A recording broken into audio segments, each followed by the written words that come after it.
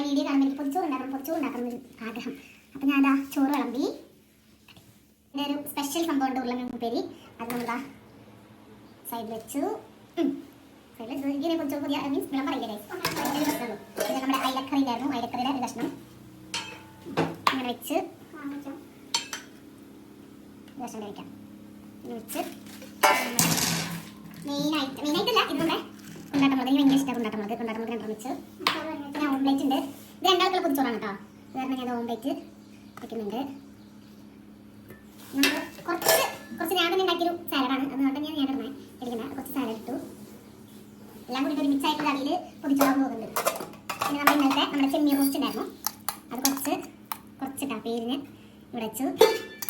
Full അല്ലേ അത് കുറച്ചാക്കണ്ട അമ്മയ്ക്കണേ അമ്മക്കടി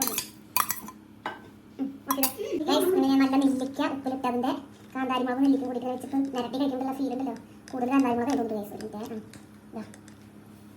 ഇവിടെ വെച്ച് അതിങ്ങനെ പൂത്തിക്കണം. അപ്പം ഇതിന് ഇതുണ്ട് അങ്ങനെ വെച്ച് പപ്പടം ഈ പപ്പടം വെച്ച് നമുക്കിത് അടയ്ക്കാം.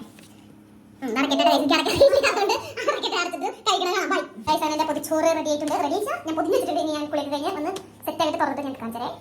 നമ്മുടെ പൊതിച്ചോറ് രണ്ടല്ലെങ്കിൽ പൊതിച്ചോറിന് ഫസ്റ്റത്തെ എൻ്റെ ശാരദ കീറിക്കൊണ്ട് മണവറ്റമേ ആ പപ്പടം ഇങ്ങനെ അലിഞ്ഞ് ചെയ്തിങ്ങനെ നമുക്ക് പുതിയ മുട്ട ഓംലേറ്റും പപ്പടം ഇങ്ങനെ നമുക്ക് കഴിക്കാം. കുറച്ച് റൈസ് നമുക്ക് കുറച്ച് ചെമ്മീൻ റോസ്റ്റും ഈ ഉരുളക്കിഴങ്ങും സാലഡും മറ്റേ മുട്ട ഓംലേറ്റും കാണാൻ വരുന്നുണ്ട് കേട്ടോ.